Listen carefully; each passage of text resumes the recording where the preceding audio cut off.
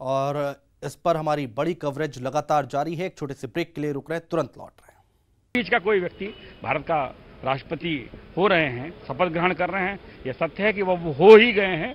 शपथ ग्रहण की एक औपचारिकता है, तो खुद से प्रसन्न है। हर व्यक्ति शरीक होना चाहता है और उसकी एक मर्यादाएं हैं। इस दरमियान उनके कैंपेन के दौरान, उनके घोषणा के दौरान बहुत सारे कार्यकर्ताओं ने जाकर के मिले, हम सब लोग भी मिल मुलाकर चले आए। इस अवसर पर हम सब भी चाहते थे रहना, लेकिन संगठन के कुछ कामकाज हैं, उन कामकाज की दृष्टि से लखनऊ में है। लेकिन इच्छा तो यही थी कि हम सब शरीक हों, यहीं से शामिल हो रहे हैं। इच्छा तो थी कि सब लोग शरीक हों, लेकिन यहीं से शामिल हो रहे हैं। तो ये बीजेपी के कार्यकर्ता, नेता, पदाधिकारी सबकी अगर हम बात करें तो उनकी सोच यही है कि सबकी इच्छा थी कि वो राष्ट्रपति के शपथ ग्रहण में हिस्सा लें, लेकिन यहाँ की भी जिम्मेदारियां हैं और वहाँ की भी एक मर्यादा है जिसको कायम रखना बीजेपी का हर कार्यकर्ता का हमारे साथ। और अगर विजय बहादुर आपके साथ हैं तो उनसे बात करेंगे, लेकिन उससे पहले तस्वीरें हम आपको दिखा रहे हैं। सेंट्रल हॉल की तस्वीरें हैं और तैयारियां पूरी हैं। 12 बजे शपथ ग्रहण समारोह जो है वो शुरू होगा और तस्वीरें लगातार हम आपको दिखा रहे हैं। सीधी तस्वीरें, पल पल की जानकारी, अपडेट हम आप तक पहुंचा रहे हैं। हर पल की तस्वीरें आप तक, हम सीधी तस्वीरें, लाइव तस्वीरें आप तक पहुंचाने की कोशिश कर रहे हैं। फिलहाल ये तस्वीरें आप सेंट्रल हॉल की देख रहे हैं, जहां पर तैयारियां पूरी हो गई हैं। जो मेहमान हैं वो यहां पर पहुंच चुके हैं। रंजना हमारी संवाददाता लगातार हमारे साथ मौजूद हैं। रंजना, विजय बहादुर पाठक ने उनके रामनाथ कोविंद के साथ काफी लंबे समय तक काम किया है, तो वो बहुत अच्छे तरीके से उनको समझते होंगे, बहुत अच्छे तरीके से उनको जानते होंगे। उनके व्यक्तित्व के बारे में एक बार उनसे पूछिए, कैसा उनका नेचर था?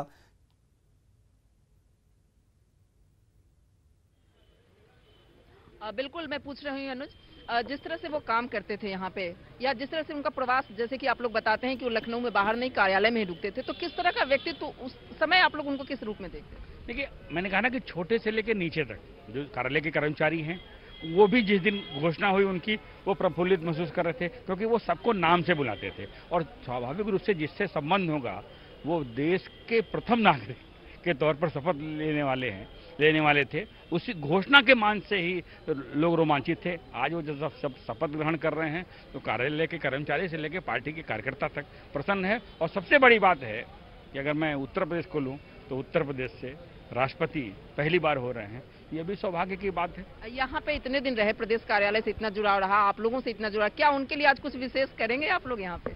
देखिए, अब तो पार्टी ने वो कितने 63-64% मतों से, 66% मतों से वो चुनाव जीते। लोगों ने विश्वास व्यक्त किया, पूरे देश के लोगों ने। हाँ, संविधान के प्रति जो उनको दायित्व है, जो जनता ने भरोसा किया है, उस दायित्व पर वो बेहतर होकर निखरे। ये शुभकामना है। आयोजन के रूप में जगह जगह, जिलों जिलों में लोग आयोजन कर रहे हैं। जिस दिन वो निर्वाचित घोषित किए गए थे उस दिन भी आयोजन हुआ था, और आगे भी जैसे जैसे आज शपथ ग्रहण है उसको लेकर के भी अलग अलग जिलों में समारोह आयोजित किए जा रहे हैं।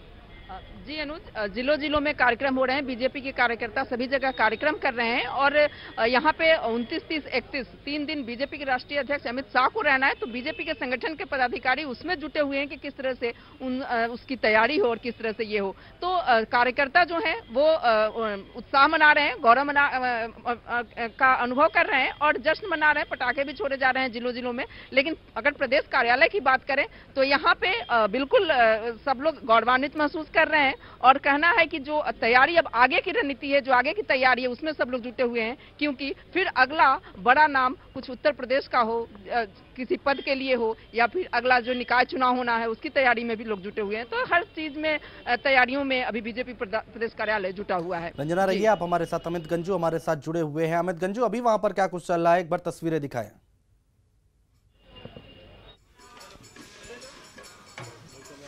देखिए अनुज, मैं आपको बताना चाहूँगा, इस वक्त मैं खड़ा हूँ। देखिए, धीरे धीरे करके लोगों का जैसे से कहते हैं दिन चढ़ता जा रहा है, और जैसे जैसे शपथ समारोह का समय नज़दीक आ रहा है, वैसे वैसे भीड़ भी अब बढ़ती जा रही है। उनके समर्थक, उनके इष्ट मित्र, उनके मिलने वाले, उनके पड़ोसी धीरे धीरे करके यहाँ पहुँचते जा रहे हैं। पीछे सुंदरकांड तो चल ही रहा है, साथ ही साथ लोग भी एकत्रित हो रहे हैं। अब उनको इंतजार है कि काउंटडाउन कैसे स्टार्ट होगा शपथ का, और यहाँ दिवाली मनाई जाएगी। और जिस प्रकार से आतिशबाजों को तो नहीं बुलाया, यहाँ खुद लोग आतिशबाज हैं। उनका कहना है कि हम खुद इसमें आतिशबाजी करेंगे। ये हमारे लिए गौरव की बात है, हमारे लिए हम आज खुद अपने आप को गौरवान्वित महसूस कर रहे हैं कि हमारे यहाँ आज ये हम लोगों के लिए एक इतिहास में रचने वाला दिन है। उनके ठीक मकान से सटा हुआ जिनका मकान है वो लगभग 2005 से उनके साथ जुड़े हुए हैं। सर क्या आज आपकी क्या फीलिंग्स है? सर आप बताइए, आपसे कुछ देर में शपथ लेंगे सर। ये इस मोहल्ले के लोगों की फीलिंग नहीं, इस कानपुर शहर की लोगों की फीलिंग नहीं, संपूर्ण उत्तर प्रदेश के लिए एक महान पल है और गर्वों का विषय है जिसको प्रदर्शित आपके सामने किया जा रहा है। 18 तारीख से निरंतर कार्यक्रमों का सिलसिला चल रहा है। उनके कार्यक्रम की सफलता और देश के चौमुखी विकास में उनके होने वाले योगदान के लिए शुभकामना देना आज के सुंदरकांड का उद्देश्य है। तो देखा आपने कितने कम शब्दों में इन्होंने पूरी बात अपनी कह दी। हमारे साथ एक महिला भी हैं जो इनकी पार्टी से भी जुड़ी हैं, उनसे व्यक्तिगत भी जुड़ी हुई हैं। तो कहीं ना कहीं आप पहले दिन से मैं लगातार आपको देख रहा हूं। गीता जी आपका नाम है? हाँ गीता जी, आज अब आप क्यों नहीं गई? आपने कहा था कि आप उनसे पिछले 2 दशक से जुड़ी हुई हैं। जी, आज हम लोगों को यहाँ पे भी उनके निवास पे कार्यक्रम करना अति आवश्यक था और आज हम हनुमान चालीसा का पाठ कर रहे हैं सभी लोग यहाँ पर। और जिस दिन से वो जीते हम लोग बराबर दे रहे हैं और अनेकों कार्यक्रम हो रहे हैं, आप देख रहे होंगे, आतिशबाजी, मिष्ठान वितरण। आज उनका शपथ ग्रहण है और हम यहीं से हर्षोल्लास मना रहे हैं। आप अपने कार्यकर्ताओं के बीच में, अपने यहाँ की क्षेत्र की जनता के बीच में हम खुशियाँ मना रहे हैं। क्षेत्र जनता, सर आप आगे आ जाए थोड़ा सा। सर क्या लग रहा है, आज पूरा कुर्ता उर्ता पहन के आप बिल्कुल पॉलिटिकल टच में आए हैं, क्या लग रहा है आपको? वहाँ होना चाहिए था, आप यहाँ हैं।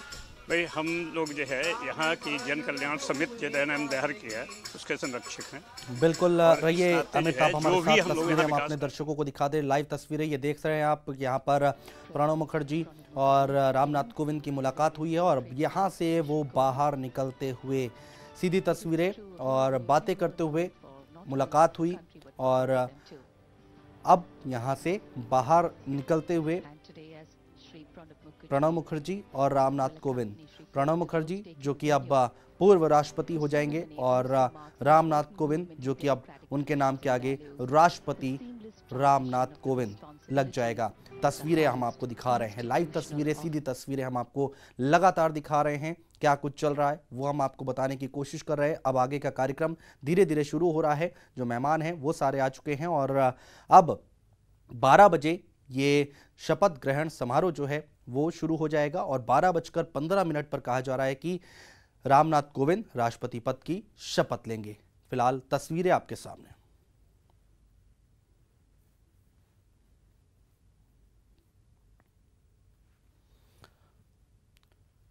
लाइव तस्वीरें आप देख सकते हैं अपने टेलीविजन स्क्रीन पर और अब आगे की तैयारी, आगे का कार्यक्रम जो है वो आगे बढ़ाया जा रहा है। लगातार हम आपको अपडेट दे रहे हैं। कानपुर में, लखनऊ में विजय बहादुर पाठक बीजेपी नेता जो हमारे साथ मौजूद थे, उन्होंने बताया कि उन्होंने रामनाथ कोविंद के साथ काम किया है, संगठन में काम किया है और उनके व्यक्तित्व के बारे में बताया, प्रशंसा की और गौरव महसूस कर रहे हैं भारतीय जनता पार्टी के जो नेता हैं जिन्होंने उनके साथ काम किया है। कई सारी बातें उन्होंने साझा की हैं। कानपुर में क्या चल रहा है, जो आस पड़ोस के लोग हैं, उनके पड़ोसी हैं, वो इकट्ठा हुए हैं, आतिशबाजी करने जा रहे हैं और सुंदरकांड का पाठ चल रहा है। दिल्ली में क्या कुछ चल रहा है वो हम आपको बता रहे हैं। दिल्ली की तस्वीरें लाइव दिखा रहे हैं। प्रणब मुखर्जी से मुलाकात हुई है रामनाथ कोविंद की। कुछ पल पहले हमने आपको तस्वीरें दिखाई, लाइव तस्वीरें, जब रामनाथ कोविंद और प्रणब मुखर्जी दोनों मुलाकात कर रहे थे। अब आगे का कार्यक्रम जो है वो शुरू हो रहा है क्योंकि 12 बजे शपथ ग्रहण समारोह शुरू हो जाएगा और 12:15 पर मुख्य न्यायाधीश जो हैं वो रामनाथ कोविंद को शपथ ग्रहण करवाएंगे। सीधी तस्वीरें हम आपको दिखा रहे हैं, लाइव तस्वीरें आप अपने टेलीविजन स्क्रीन पर देख पा रहे हैं और अब यहां पर प्रणब मुखर्जी के साथ रामनाथ कोविंद निकलते हुए और आगे का समारोह शुरू होता हुआ।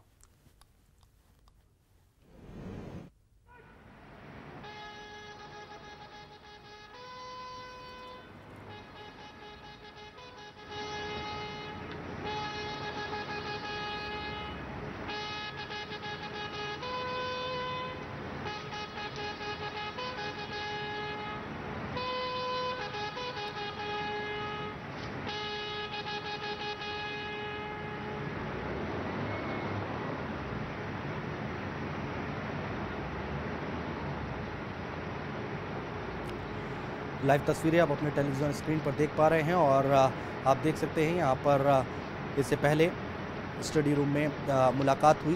प्रणब मुखर्जी और रामनाथ कोविंद, उन दोनों लोगों ने मुलाकात की और अब आगे का जो कार्यक्रम है वो बढ़ता हुआ यहाँ पर दोनों लोगों को साथ आप देख सकते हैं आगे जाते हुए।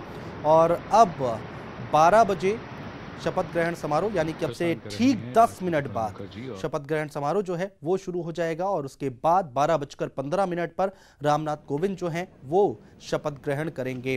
फिलहाल सीधी तस्वीरें, लाइव तस्वीरें आपके टेलीविजन स्क्रीन पर, यहाँ से दोनों लोग निकलते हुए और अब आगे का कार्यक्रम शुरू हो रहा है। क्या कुछ होने वाला है आगे और पल पल की जानकारी हम आपको दे रहे हैं। सबसे पहले रामनाथ कोविंद निकले, उन्होंने बापू को श्रद्धांजलि दी।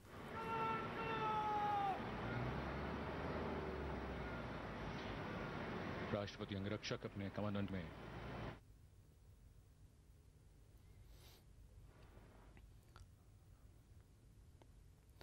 तैयारियां पूरी हैं।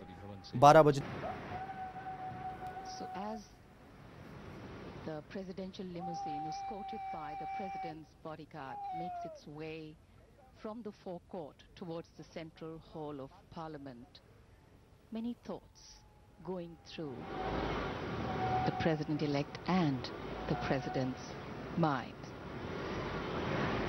This, of course, is the central portion, which is the Jaipur column here, and the cavalcade will skirt this, go around it.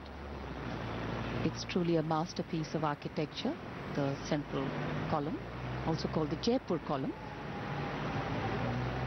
And it stands at a height of 145 feet. और इस वक्त हमारे साथ हमारे एग्जीक्यूटिव एडिटर अमिताभ अग्निहोत्री जी हमारे साथ जुड़ चुके हैं। अमिताभ जी, आज देश के लिए बहुत बड़ा दिन और उत्तर प्रदेश के लिए भी खासकर बहुत बड़ा दिन है। जी, स्वाभाविक अनुज, देश के लिए भी बड़ा दिन है और उत्तर प्रदेश के लिए भी बड़ा दिन है। उत्तर प्रदेश के लिए इस मायने में बहुत बड़ा दिन है कि उसकी धरती पर जन्मा कोई व्यक्ति पहली बार भारत का राष्ट्रपति हो रहा है, रामनाथ कोविंद जी के रूप में। और दूसरी विशिष्टता उत्तर प्रदेश के संदर्भ में इस बार ये है कि भारत के प्रधानमंत्री और राष्ट्रपति दोनों इसी प्रदेश से। मोदी जी यहाँ जन्मे नहीं, लेकिन वो यहाँ से सांसद हैं। बिल्कुल, इस नाते उत्तर प्रदेश के लिए गर्व का क्षण है। और देश के लिए मैं मानता हूं कि सामान्य रूप से जब भी नए राष्ट्रपति शपथ लेते हैं तो देश के लिए एक गर्व का, एक गौरव का, एक उल्लास का अवसर होता है। लेकिन रामनाथ कोविंद के रूप में जो राष्ट्रपति भारत को मिला वो थोड़ा सा अलग है, ये इस बार की विशिष्टता। जी, मुझे स्मरण है, लोहिया जी कहा करते थे कि जब आम आदमी, आम जन जिस दिन राष्ट्रपति भवन में विराजेगा उस दिन मुझे लगेगा कि लोकतंत्र की आत्मा के साथ न्याय हुआ। जी, रामनाथ कोविंद, राम मनोहर लोहिया की परिभाषा जो थी आम जन की, उसी परिभाषा के अंतर्गत आते हैं। जिस परिस्थिति से वो आगे बढ़े, जहां वो जन्मे, जो सामाजिक और आर्थिक परिवेश था उनके परिवार का, उनके गांव का, वहां से संघर्ष करके यात्रा यहां तक, यानी कानपुर देहात का एक छोटा सा गांव परौख, वहां एक दलित परिवार में जन्मा बच्चा। जैसा कोविंद जी खुद कहते हैं कि बरसात होती थी तो हम सारे भाई बहन जो दीवार से चिपक कर खड़े हो जाते थे कि देखे पानी कब रुकेगा, और फूस का छप्पर, उससे पानी टपकता था। वो व्यक्ति आज भारत का प्रथम नागरिक हो रहा है। ये भारत के लोकतंत्र का उत्सव है। इस नाते ये केवल और केवल लोकतंत्र में ही संभव है, जहां कोई राजा रानी के गर्भ से उत्पन्न नहीं होता, जनता के वोट से राजा निर्वाचित होता है। रामनाथ कोविंद के रूप में भारत इस बात की आश्वस्ति कर सकता है, दुनिया को इस बात का संदेश दे सकता है कि देखिए हमारे लोकतंत्र का ये सौष्ठव है, हमारे लोकतंत्र की ये ब्यूटी है कि इस परिवेश और इस सामाजिक पृष्ठभूमि का व्यक्ति भी हमारे यहाँ देश के सर्वोच्च पद पर आसीन होता है। इसलिए मैं आज के अवसर को विशेष मानता हूं अनुज। बिल्कुल। अमिताभ जी, यहाँ पर एक चीज और समझना चाहेंगे। अगर विपक्ष की बात करें, यहाँ पर रामनाथ कोविंद अभी 12:15 पर शपथ ले लेंगे, वो ठीक है, लेकिन अगर विपक्ष की बात करें तो बहुत ही ज्यादा यहाँ पर अब कमजोरी दिखाई दे रही है विपक्ष की। हर भारत गणराज्य के 68वें वर्ष में हमारे हस्ताक्षर और भारत निर्वाचन आयोग की मोहर से आज वर्ष 2017 के जुलाई मास के 20वें दिन, तदनुसार शक संवत 1939 के आषाढ़ मास के 29वें दिन को जारी किया गया। शपथ।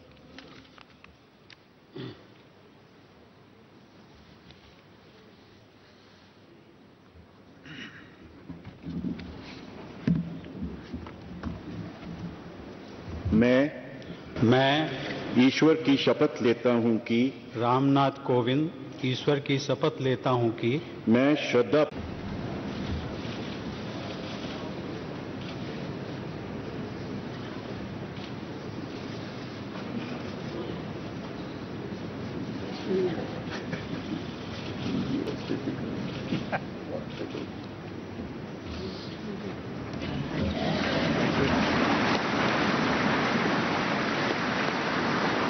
चौदहवें राष्ट्रपति के रूप में आपको बता दें रामनाथ कोविंद, और उसे भारत के राजपत्र में प्रकाशित किया जाए। इसकी सूचना प्रमुख सेना केंद्रों तथा विदेश स्थित सभी भारतीय मिशनों, राज्य सरकारों तथा संघ शासित क्षेत्रों के प्रशासकों को भेजी जाए।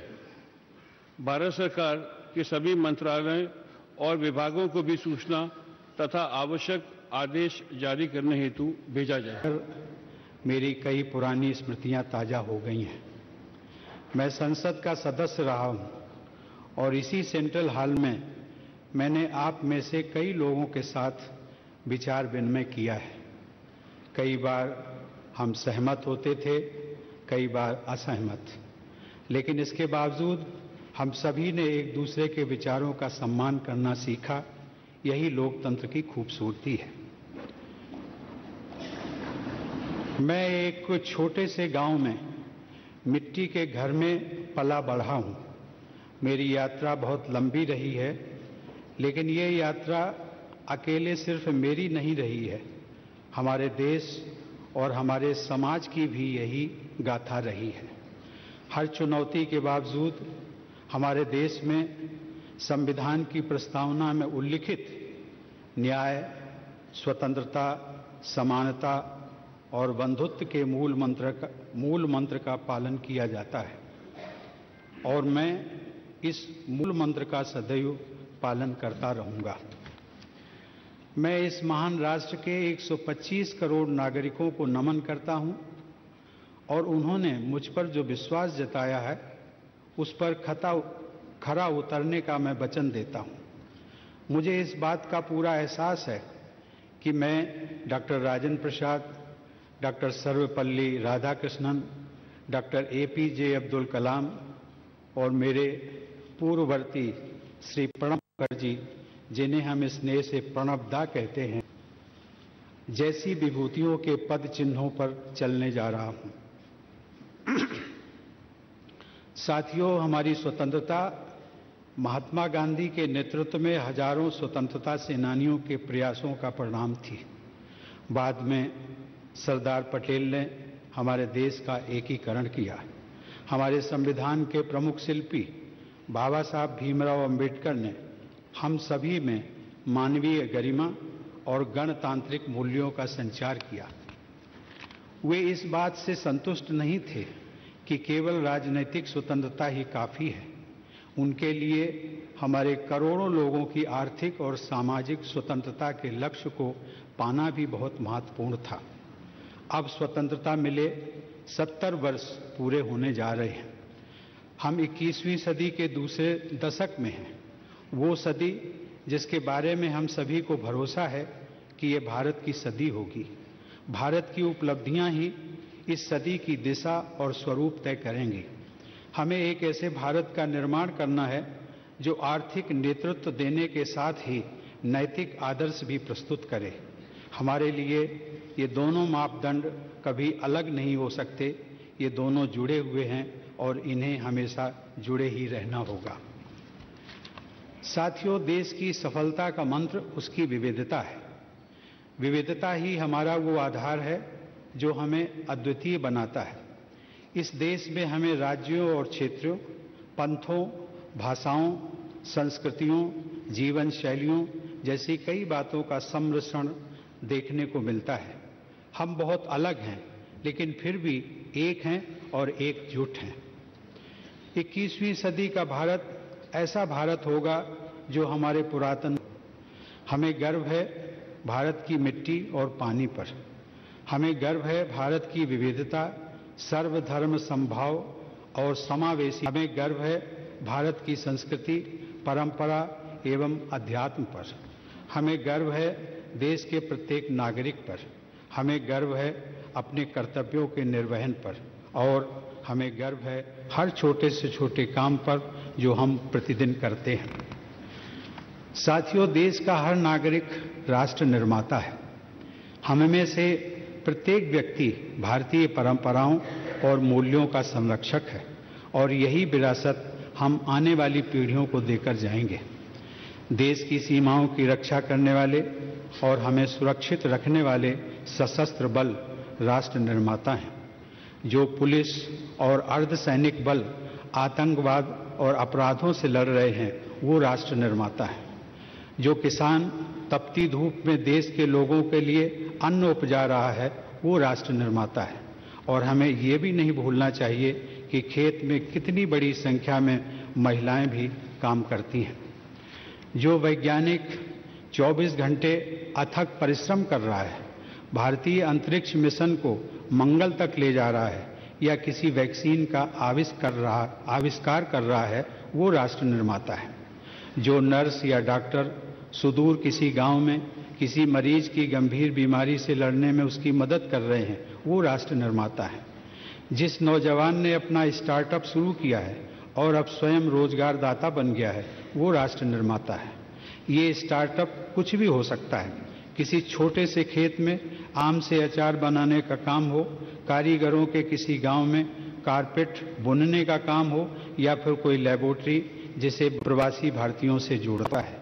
यही भाव हमें दूसरे देशों की सहायता के लिए तत्पर करता है, चाहे वे अंतर्राष्ट्रीय सोलर अलायंस का विस्तार करना हो या फिर प्राकृतिक आपदाओं के समय सबसे पहले सहयोग के लिए आगे आना हो। एक राष्ट्र के तौर पर हमने बहुत कुछ हासिल किया है, लेकिन इससे भी और अधिक ज्यादा करने का प्रयास और बेहतर करने का प्रयास और तेजी से करने का प्रयास निरंतर होते रहना चाहिए। ये इसलिए भी महत्वपूर्ण है क्योंकि वर्ष 2022 में देश अपनी स्वतंत्रता के 75वें साल का पर्व मना रहा होगा।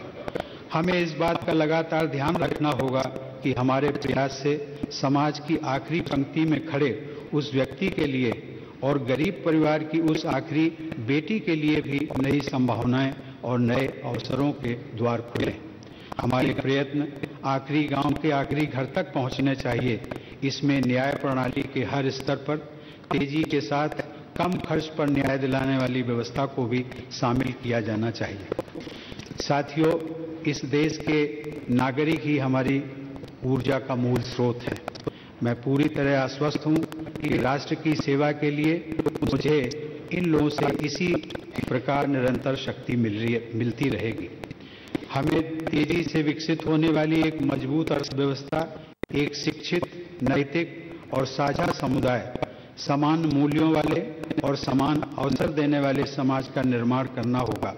एक ऐसा समाज जिसकी कल्पना और महात्मा गांधी और दीनदयाल उपाध्याय जी ने की थी। ये हमारे मानवीय मूल्यों के लिए भी महत्वपूर्ण है।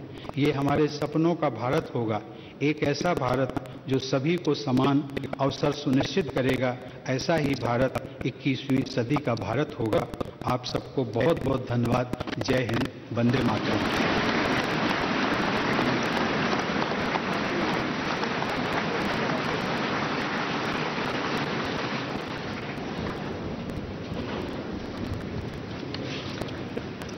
Respected Rashtrapati Ji, you have just addressed the members of Parliament.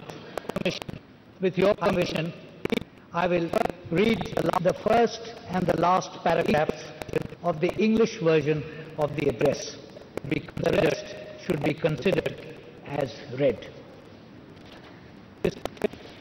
Respected Shri Pranab Mukherjee Ji, respected Shri Narendra Modi ji, Srimati Sumitra Mahajan ji, Shri Justice J.S. Kesar ji, Excellencies, Honorable Gentlemen, and fellow citizens.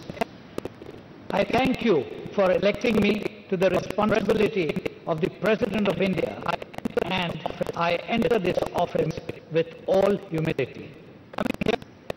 Coming here to Central Hall has brought back so many memories. I have been a member of Parliament, and here in this very Central Hall have had discussions with many of you.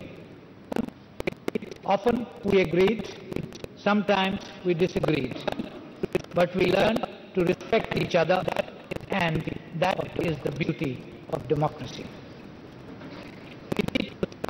We need to sculpt high growth economy and educated, ethical and shared community and an egalitarian society as envisioned by Mahatma Gandhi and Deen Dayal Upadhyay ji. These are integral to our sense of humanism. This is the India of our dreams, an India that will provide equality of opportunities. This will be the India of the 21st century. Thank you very much. Jai Hind. Vande Mataram.